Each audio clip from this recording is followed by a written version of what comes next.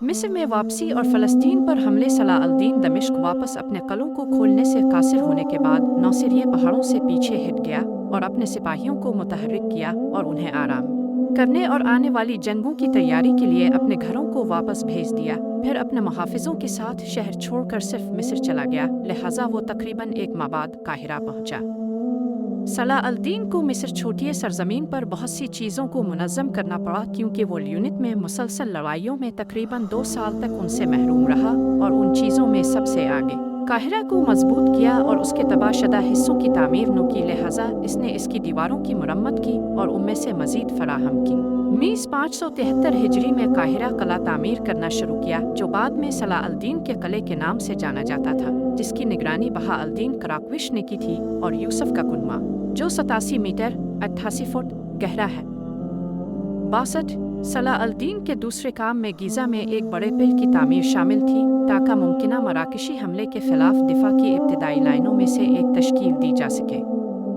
صلاح الدین قاہرہ میں شہری کاموں کی نگرانی کرتے رہے، لہٰذا انہوں نے فوجی عمارتوں کے علاوہ سائنس کو پھیلانے کے لیے چند اسکول تعمیر کیے اور داخلی موگ کا انتظام خود کرتے رہے اور سماجی اداروں کی دیکھ بھال کرتے رہے جو لوگوں کی مدد کرتے ہیں اور انہیں زندگی کی پریشانیوں سے نجات دلاتے ہیں، اور غریبوں اور اجنبیوں پر خرچ کرنے کا عہد کیا جو ان میں رہنے کے لیے مساجد کا سہارا لیتے ہیں، اور قاہرہ میں احمد ابن طولون مسجد کو ان اجنبیوں کے لیے پناہ گاہ بنایا جو مغرب سے مصر پیش کرتے ہیں۔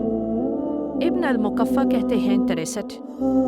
بادشاہ صلاح الدین نے مصر میں اپنی رعایا کے ساتھ ایسا اچھا برتاؤ کیا جو بیان کرنے والا بیان نہیں کر سکتا۔ اس نے مصریوں کے ساتھ انصاف اور بہتر سلوک قائم کیا، لوگوں پر ہونے والی بہت سی ناانصافیوں کو دور کیا، مصر میں تفریحی پارکوں کو ختم کرنے کا حکم دیا، ہر برائی کا خاتمہ کیا اور اسلامی قانون کی حدود قائم کی۔ وہ لوگوں کے درمیان حکومت کرنے اور ظالم سے مظلوموں کے ساتھ انصاف کرنے کے لیے بیٹھتے تھے اور اپنی مجلس میں فقہا اور ریاست کے مشہور لوگوں کا ایک گروہ رکھتے تھے جو لوگوں اور کاموں کے درمیان معاملات پر غور کرتے تھے جیسا کہ شریعت سچائی اور انصاف کی دفعات کے مطابق ضروری ہے۔ جمادی دوم سال 573 ہجری بمطابق نومبر 1177 میں صلاح الدین نے دمشق کے مضافات میں صلیبیوں پر حملہ کیا۔ صلاح الدین نے سوچا کہ یروشلم کی سلطنت کے ساتھ جنگ بندی ختم ہو گئی ہے اور کچھ صلیبی مقامات کو تبدیل کرنے کے لیے لوگوں کو اکٹھا کیا اور فلسطین کی طرف مارچ کیا۔ صلیبیوں نے صرف حلب کے جنوب میں حرم شہر میں اپنی فوج کا ایک بڑا حصہ بھیجا، لیکن صلاح الدین نے فلسطین میں کچھ ثانوی مقامات پر اپنے چھاپے جاری رکھے جب انہیں ان مردوں سے خالی کر دیا گیا جنہیں صلیبی فوج کے ساتھ شمال کی طرف بھیجا گیا تھا، اور پھر اشکلون کی طرف روانہ ہوئے کے بارے میں اس نے کہا کہ وہ اس طرح کے اقدام کے لیے سازگار صورتحال کو دیکھنے کے بعد لیونٹ کی دلہن تھا۔ صلیبی مورخ ولیم السوری کہتے ہیں کہ ایوبی فوج 26,000 فوجیوں پر مشتمل تھی، جن میں سے 8,000 اشرافیہ پر مشتمل تھے اور 18,000 سوڈان کے نیگرو غلام تھے۔ صلاح الدین نے ایک ایک کر کے ثانوی صلیبی پوزیشنوں پر حملہ جاری رکھا، راملے اور لود پر حملہ کیا اور یروشلم کے دروازوں تک پہنچ گیا۔ بالڈون چہارم کے ساتھ جنگ اور جنگ بندی یروشلم کے نوجوان بادشاہ بالڈون چہارم ابن اموری کوڑی صلاح الدین کے یروشلم کے مضافات میں تھے، غزہ شہر سے ٹیم پلر کے ساتھ مارچ کیا اور اشکلون میں داخل ہوئے۔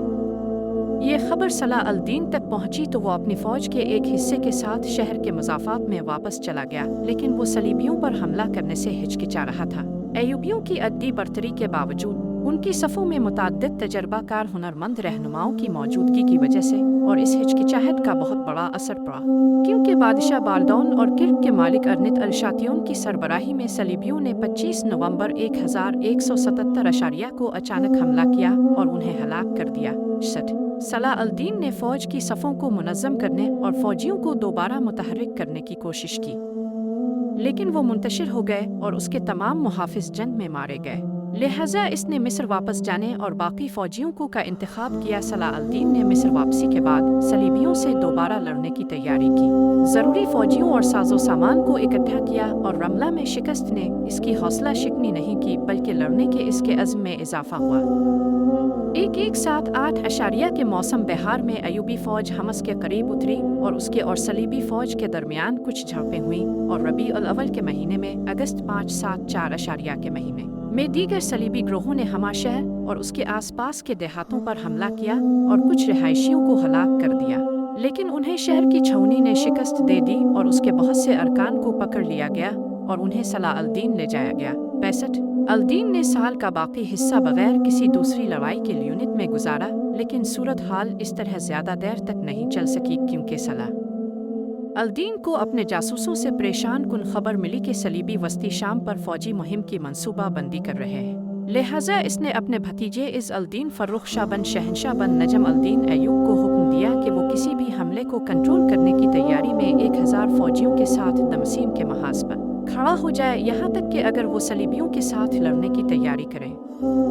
शहर में इसे आसपास की पहाड़ियों पर बनाए गए लाइट हाउसेस को वापस बुलाना और रोशन करना होगा ताकि सलाह अल-दीन को उनके आने के बारे में मतला किया जा सके और ख़ुद उनसे मिलने के लिए चले जाएं। साल 95 ईस्वी के अप्रैल के महीने में ज़ू अल-क़दा के महीने में बादशाह बाल्डोन की सरबराही में सलीबी ओहे ने कमज़ोर मुज़ाहमत की तवक्को करते हुए दमिश्क की तरफ पेश कदमी की और गोलान की पहाड़ियों में देहातों और चरवाहों पर हमला करना शुरू कर दिया। लिहाजा उनका सामना फर्रुख शाह की सरबराही में अयूबी फौजी डिवीज़न से हुआ और फिर उनके सामने से पीछे हट गए। लिहाजा उन्होंने इसे कनितरा के जनूब मशरिक़ में तलाश किया, जहां अयूबी फ़ौज का सबसे बड़ा हिस्सा फतह का इंतज़ार कर रहा था।